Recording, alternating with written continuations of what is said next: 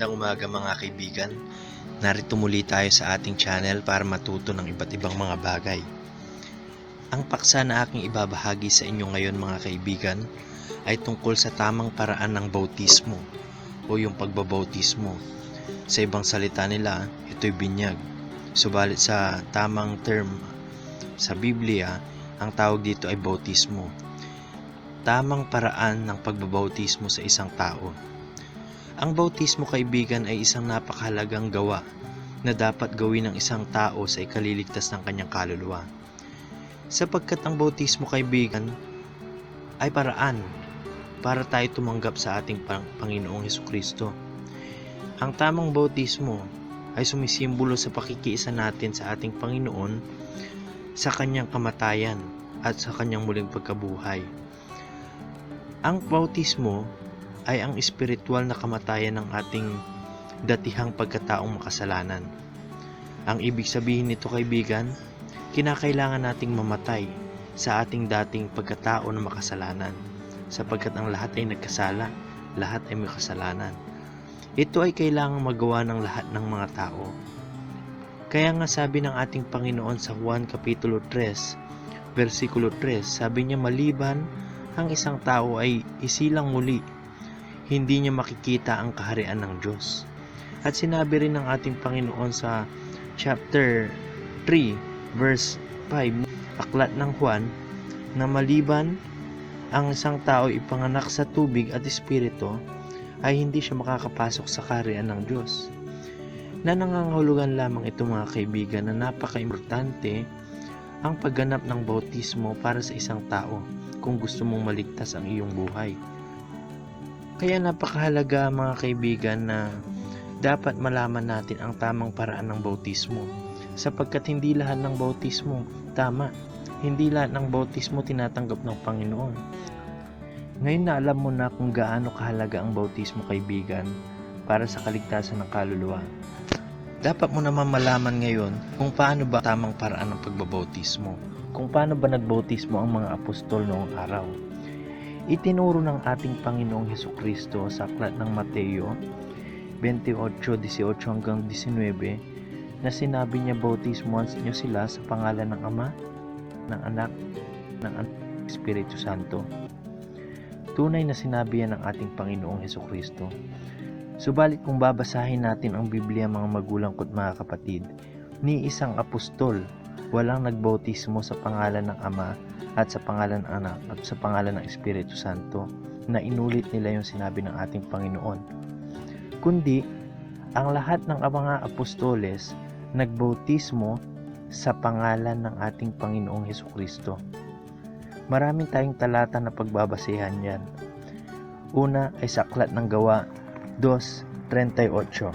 Sabi dito sa Biblia sa Aklat ng Gawa 2:38, at sinabi sa kanila ni Pedro, mangagsisi kayo at mangagpabautismo ang bawat isa sa inyo sa pangalan ni Hesukristo sa ikapagpapatawad ng inyong mga kasalanan at tatanggapin ninyo ang kaloob ng Espiritu Santo. Nakita po ninyo, sila'y nagbautismo sa pangalan ng Panginoong Hesukristo. Hindi nila inulit yung sinabi ng ating Panginoon na pangalan ng Ama at pangalan ng Anak at pangalan ng Espiritu Santo. Sapagkat ang mga apostol, sila ang nakakakilala sa ating Panginoon at sila ang nakakaunawa kung anong ibig sabihin ng ating Panginoon na paraan ng pagbabautismo. Sinabi din sa Aklat ng Gawa 8:12, ito naman mga kaibigan, ito yung mga taga Samaria na tumanggap. Sila din ay nabautismuhan sa pangalan ng ating Panginoong Hesukristo. Datapwat nang magsipaniwala sila kay Felipe na nangaral ng mabuting balita tungkol sa kaharian ng Diyos, at sa pangalan ni Hesukristo ay nabautismuhan ang mga lalaki at mga babae. Muli nakita natin mga kaibigan na ang paraan ng bautismo nila ay hindi sa pangalan ng Ama, sa pangalan ng Anak, at sa pangalan ng Espiritu Santo na uulitin nila. Bagkus binautismuhan nila sila sa pangalan ni Hesukristo, sapagkat sila ang nakaunawa kung ano ang ibig sabihin ng ating Panginoong Hesukristo tungkol sa pangalan ng Ama, pangalan ng Anak at pangalan ng Espiritu Santo.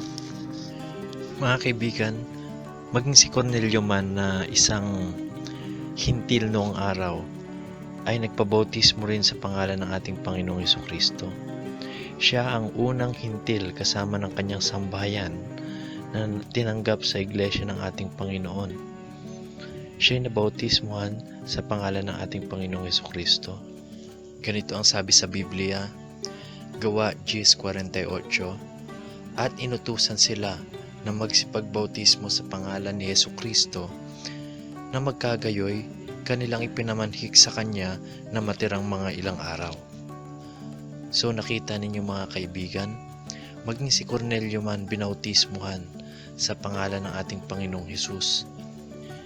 Maging ang mga alagad ni Juan Bautista mga kaibigan, Juan Bautista o si John the Baptist, maging ang kanyang mga alagad na kanya nang binautismuhan ay sinabihan na sila'y dapat magpabautismo muli sapagkat kailangan nilang matanggap ang Espiritu Santo.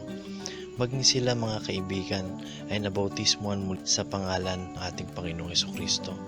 Kaya sabi sa Aklat ng Gawa 19:5, nang kanilang marinig ito ay nangagpabautismo sila sa pangalan ng Panginoong Hesukristo. So makikita ninyo mga kaibigan, inulit ang kanilang bautismo sapagkat ang bautismo nila ay bautismo lamang ng pagsisisi.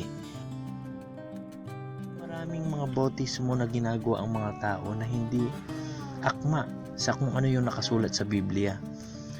Maging yung paraan ng pagbabautismo na kanilang ginagawa, nalalaman natin hindi akma yan sapagkat ang tamang bautismo talagang nilulubog ang tao sa tubig at hindi lamang winiwisikan ng tubig. Nilulubog sa tubig ang buong katawan at binabautismuhan sa pangalan ng Panginoong Hesus. So, itong paksang ito mga magulang at mga kapatid ay napakahalaga. Lalong-lalo na may isang aral na iniwan sa atin ang epidemyang COVID pandemic. Ang iniwan niya sa ating lesson, na-realize na ng mga tao na maikli lamang ang buhay, na madali lamang mawala ang buhay natin dito sa mundo.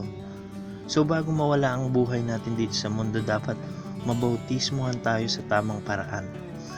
At ang tamang paraan ng pagbabautismo ay ilulubog ka sa tubig at babautismuhan ka sa pangalan ng ating Panginoong Hesus. At kailangan kung babautismuhan ka, it is based on will. At kailangan kung babautismuhan ka ay dapat own will mo yun. Kagustuhan mo na magpabautismo ka. Hindi ka pinili ng sino man. At dapat bautismohan ang isang tao kapag siya'y nasa tamang kaalaman na. So gusto ko ding ipaalam sa inyo mga kaibigan na ang mga churches na nagbabautismo sa ganitong paraan sa pangalan ng Panginoong Hesukristo ay ang mga churches na naniniwala na may iisang Diyos lamang o yung mga oneness churches katulad ng Jesus People Pentecostal Oneness, katulad ng United Pentecostal Church, ng Gospel of Christ. Yung mga yun naniniwala na iisa lang ang Diyos. Hindi sila naniniwala sa Trinitarian doctrine. Ang mga oneness ay naniniwala na talagang iisa lamang ang Diyos, na nagkakaiba lamang sa kalagayan. So kung natulungan kayo nitong munting video na ginawa ko, mga kaibigan, ay sana'y mag-subscribe kayo at i-like ninyo, i-share ninyo itong video ito para lalo akong ganahan at matuwa naman ako at lalo akong ganahan na gumawa pa ng ibang mga video na katulad nito.